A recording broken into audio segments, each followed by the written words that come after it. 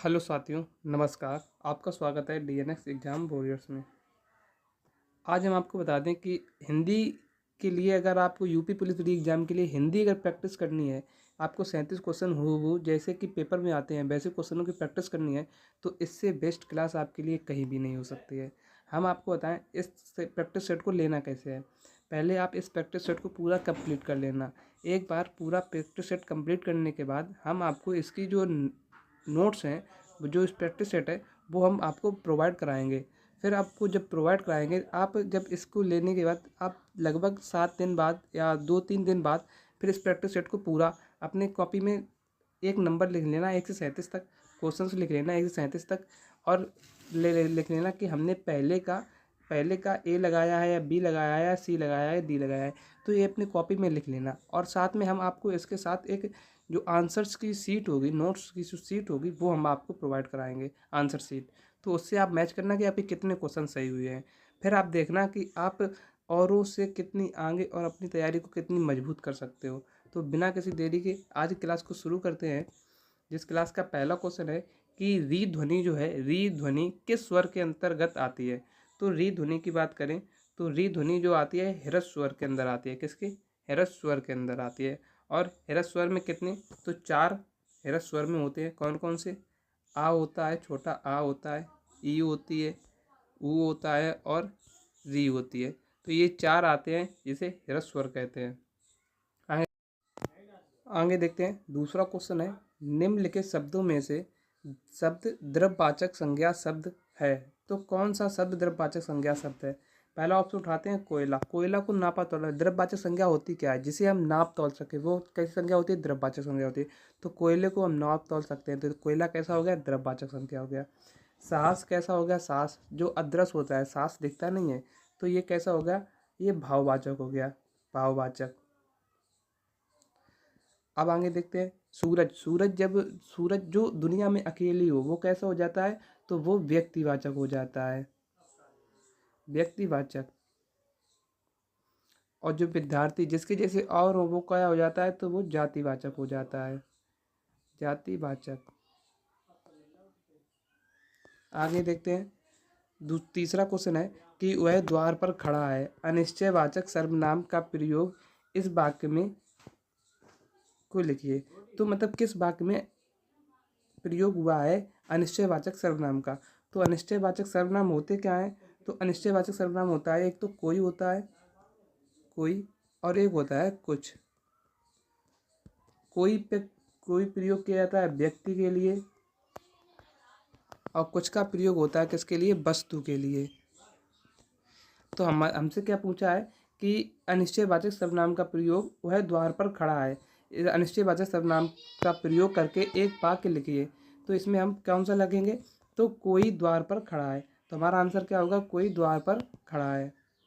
चौथा क्वेश्चन है, हमें किसी का दिल नहीं दुखाना चाहिए। मैं दुखाना शब्द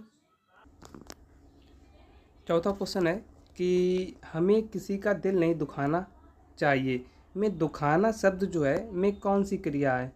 तो दुखाना शब्द में कौन सी क्रिया है? अगर हम बात करें तो दुखाना शब्द में नाम धातु क्रिया है। प्रेरणात्मक क्रिया क्या होती है? तो प्रेरणात्मक क्रिया होती है जो दूसरों से काम करवाया जाए, जैसे दुख बाना हो गई, जिसमें बाना शब्द जुड़ता है। और जो नाम धातु होती है, इसकी एक पहचान होती है। क्या पहचान होती है? तो आना और इयाना। क्या? आना और इयाना शब्द जुड़े होते हैं लास्ट में। और नाम धातु संज्ञा, जो नाम धातु क्रिया है, वो किस किस से बनती है? तो संज्ञा, सर्वनाम और विशेषण, इन चीज से बनती है। कौन सी? इन तीनों से बनती है कौन सी? नाम धातु क्रिया। पांचवा क्वेश्चन है, सार्वनामिक विशेषण की विशेषता बताइए। तो सार्वनामिक विशेषण की विशेषता क्या होती है? तो जो संज्ञा से पहले आते हैं उन्हें हम सार्वनामिक विशेषण कहते हैं, जो संज्ञा से पहले आते हैं। आगे देखते हैं, ठाकुर साहब रोज व्यायाम करते हैं। वाक्य में रेखांकित पद जो रोज है, रोज रोज रेखांकित पद की क्रिया विशेषण पहचान कीजिए। तो रोज कैसी क्रिया है? तो रोज जो है, आपको हम बता दें कि जो स्थानवाचक है वो कहाँ से प्रयोग कर, अगर कोई वाक्य है जब क्रिया पूछे जाए तो स्थानवाचक कहाँ प्रयोग करके आप बता सकते हो। और कालवाचक के लिए कब का प्रयोग कर दिया जाता है, कब। परिमाणवाचक के लिए कितना, और रीतिवाचक के लिए कैसे। तो रोज रोज क्या है, कब।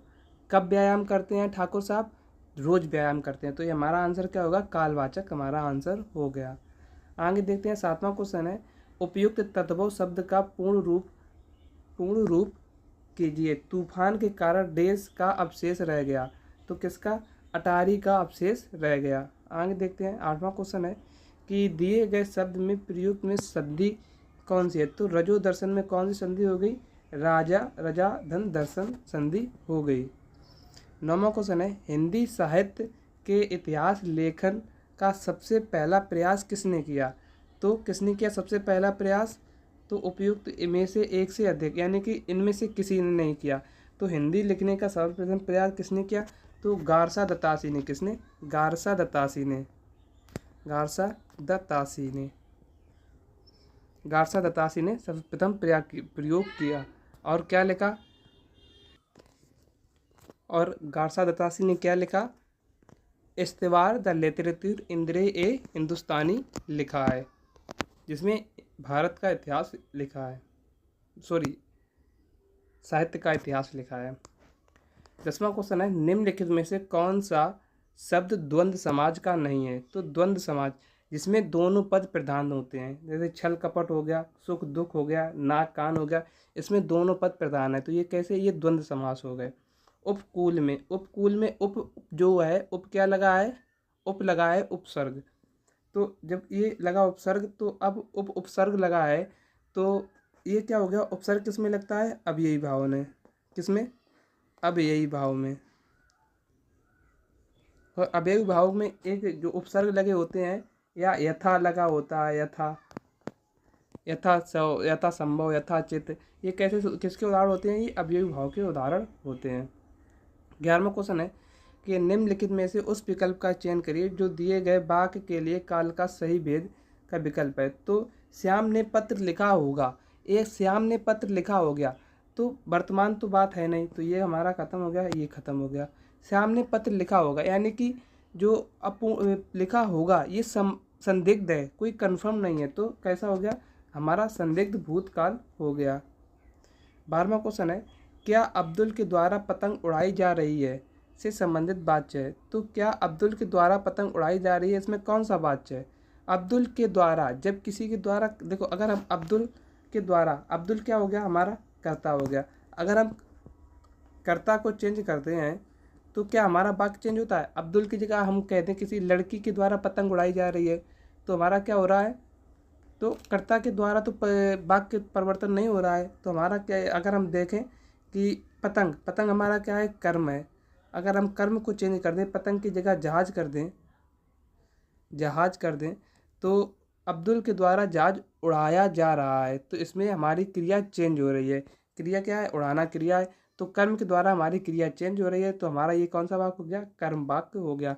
और के द्वारा हमेशा किसकी पहचान होती है, कर्मवाच्य की पहचान होती है। आगे चलते देखते हैं, धरती की पूजा करनी चाहिए। उपयुक्त वाक्य में रेखांकित पद जो धरती का है, रेखांकित पर्यायवाची शब्द का विकल्प बताइए। तो दारा किसका हो गया, दारा हो गया किसका, पत्नी का। दारा किसका, पत्नी का। तनया क्या होगी, पुत्री की होगी। तनया किसकी होगी, पुत्री। और वसुधा क्या होगी, तो वसुधा है धरती के पर्यायवाची, दिया भी पुत्री हो गई। आगे देखते हैं 14वां क्वेश्चन है, निम्नलिखित में से 4 विकल्प में से उस विकल्प का चयन करें जो पुल्लिंग रूप का विकल्प है। तो पुल्लिंग रूप, अब पुल्लिंग और स्त्रीलिंग जानने के लिए आप प्रयोग कर सकते हो मेरा, मेरी, हमारा, हमारी।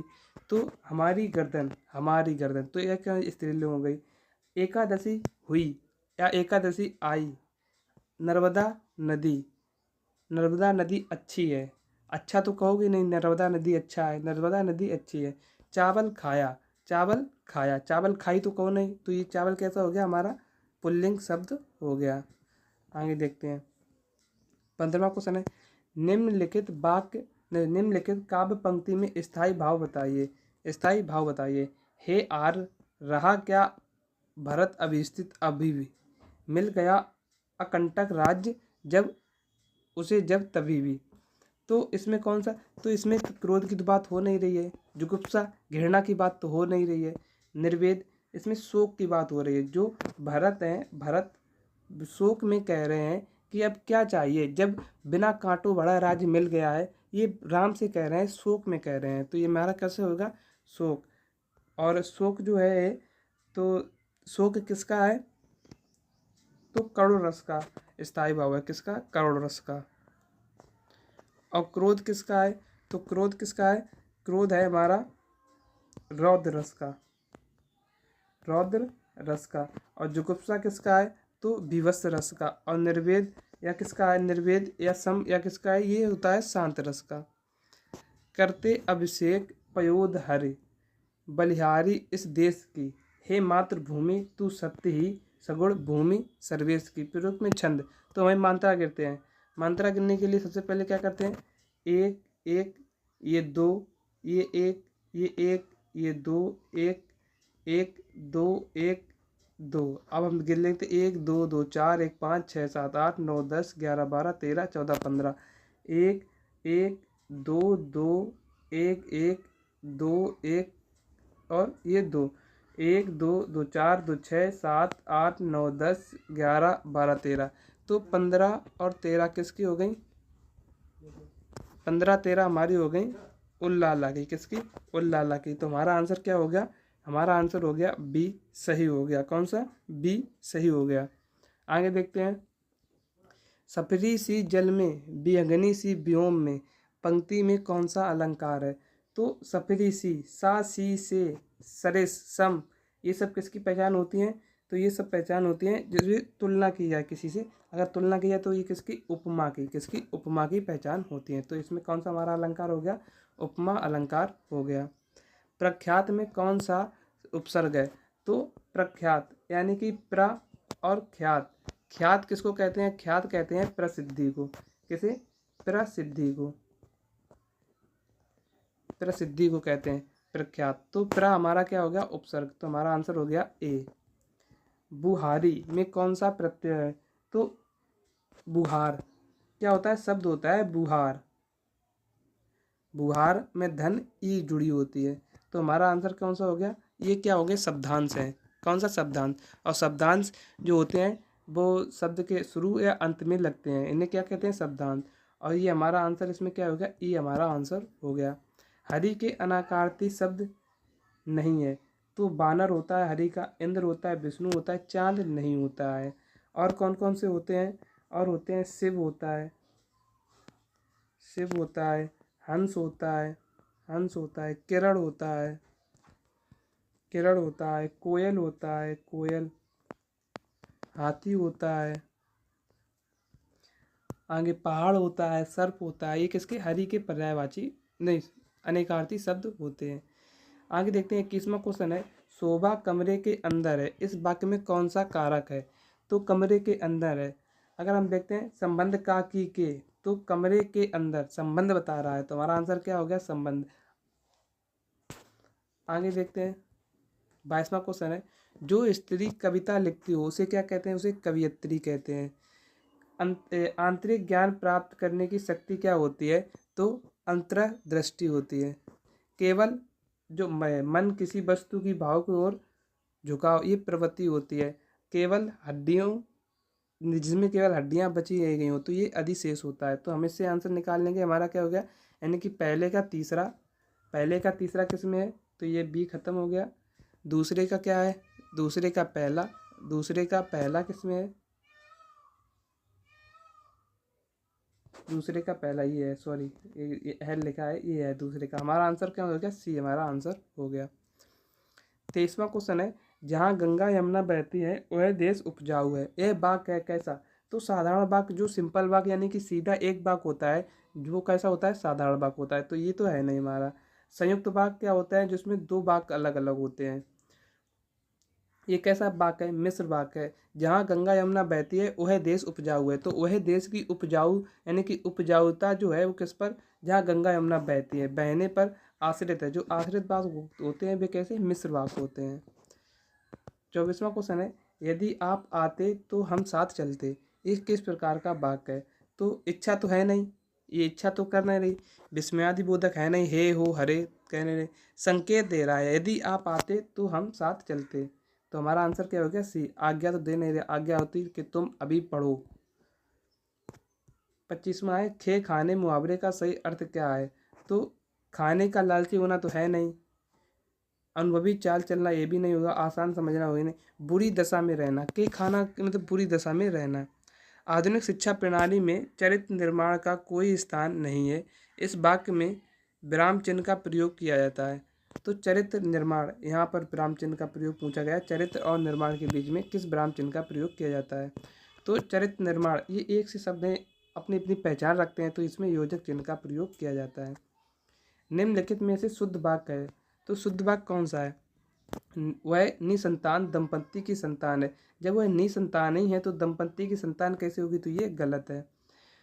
उसके घर की शोभा देखते ही बनती है, बिल्कुल सही बात है। मुझे एक पानी का एक गिलास नहीं होता है, एक गिलास का, मुझे एक पानी का गिलास दो, पानी का गिलास नहीं होता है।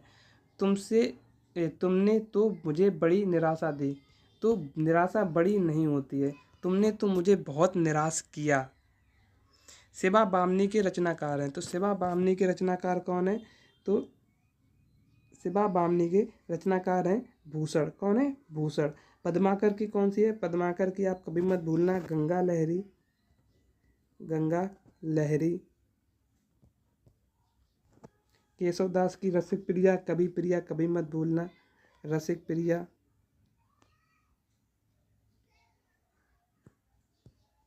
जगनिक की कौन सी है? जगनिक की परमाल रासो, परमाल रासो।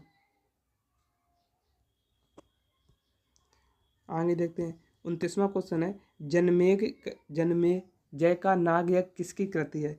तो जन्मे जय का नाग यज्ञ जयशंकर प्रसाद की किसी है कृति है, किसकी? जयशंकर प्रसाद की। और इनकी आप कभी मत भूलना, ध्रुव स्वामिनी, ध्रुव स्वामिनी हुई, तितली हुई, लहर हुई, कंकाल हुई। और इनका अधूरा कौन सा उपन्यास रह गया था? तो इनका अधूरा रह गया था इरावती, इनका कैसा रह गया था? अधूरा उपन्यास रह गया था। हिंदी के प्रथम गद्यकार कौन है? तो हिंदी के प्रथम गद्यकार कौन है? तो ये लल्लू लाल है। कौन? लल्लू लाल है। आगे देखते हैं, निम्नलिखित में से कौन सा एक उपन्यास जैनेन्द्र द्वारा रचित है? तो जैनेन्द्र द्वारा कौन सा रचित है? तो जैनेन्द्र द्वारा रचित है पुनर्नवा। हजारी प्रसाद का हो गया, किसका? हजारी प्रसाद का, हजारी प्रसाद, हजारी प्रसाद। और आगे देखते हैं, परख किसका हो गया? जैनेन्द्र कुमार का। कौन सा हो गया? परख, जैनेन्द्र कुमार का। सेवा सदन किसका हो गया? तो मुंशी। हमारा आंसर क्या हो गया? हमारा आंसर तो हो गया परख। सेवा सदन किसका हो गया? तो सेवा सदन हो गया मुंशी प्रेमचंद का, मुंशी प्रेमचंद। आगे देखते हैं, एकदा नैमिनी श्रावण किसका? ये अमृतलाल नागर का है। किसका? अमृतलाल नागर का है।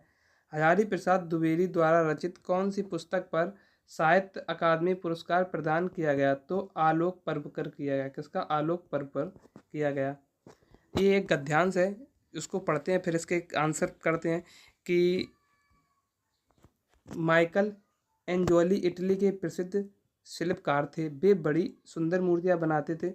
लोगों ने पूछा कि इतनी सुंदर मूर्तियां कैसे गढ़ देते हो? उन्होंने कहा, मूर्तियां कहाँ गढ़ता हूँ, वह मूर्तियां पहले से ही पत्थर में होती हैं, मैं तो सिर्फ पत्थर का फालतू हिस्सा हटा दिया तो मूर्ति प्रकट हो गई। तो विद्यार्थी को अपना परिचय पाने में, स्वभान होने में मदद करना शिक्षक का काम होता है। अब यह स्वभान कैसे हो करते हैं? कहते हैं कि सेल्फ इज लाइफ अरे, सेल्फ इज लाइफ अरे। जो साइंस को मानता है वह प्रकाश की किरण अदृश्य होती है और वह आपको दिखाई देती है। जैसा हमारा स्व वह शून्य में अभाव में समझ नहीं आता है, वह तब प्रकट होता है जब मैं स्वधर्म कर्तव्य कर्म करता हूँ। कर्म करते करते मुश्किल का जब मैं सामना करता हूँ तो मेरा रूप, मेरी शक्ति, मेरा स्व का मुझे पता चलता है। स्वधर्म रूप कर्म करते हुए जो स्व मेरे सामने व्यक्त होता है वह मेरी शिक्षा है। इसीलिए शिक्षा दी नहीं जा सकती बल्कि अंदर से अंकुरित होती है। तो ये बहुत अच्छी बात की है कि शिक्षा दी नहीं जाती, इसलिए अंदर से अंकुरित होती है। वह प्रक्रिया में केवल शिक्षक बाहर से मदद करता है। शिक्षक जो होता है केवल बाहर से आपको एक मार्गदर्शन दे सकता है कि आप इस तरह से करो तो जल्दी सफल होगे। जैसे पौधे अंकुरित होने में, इसमें प्रफुल्लित होने में हम कुछ नहीं कर सकते हैं, परंतु बाहर से खाद पानी देकर निराई करना, प्रकाश की व्यवस्था आदि करना, ये इससे हम जो अंकुरित पौधे हैं, बीज हैं, उनको हम एक अच्छी नई दिशा में ले जा सकते हैं। वही शिक्षक का काम होता है कि शिक्षक भी विद्यार्थी को एक नई दिशा में ले जा सकता है, उसको भटकने से रोक सकता है। आगे देखते हैं, जिसका पहला क्वेश्चन है, अनुच्छेद के आधार पर क्या कहा जा सकता है कि शिक्षा देना संभव है। सबसे पहली बात उसने की है कि शिक्षा देना संभव नहीं है, तो हमारा आंसर क्या होगा, शिक्षा देना संभव नहीं है। आगे देखते हैं, शिक्षा परिवार से मिलती है, नहीं, ये बात कहीं नहीं, शिक्षा परिवार में मिलती है, शिक्षा विद्यालय में। आगे देखते हैं, शिक्षक का काम क्या होता है। शिक्षक का काम होता है कि उसको स्वयं से परिचित कराना, विद्यार्थी विषयों से परिचित कराना नहीं, दूसरों से परिचित कराना नहीं, विद्यार्थियों को सिर्फ परिचित नहीं। शिक्षक का काम होता है कि विद्यार्थियों को स्वयं से परिचित कराना।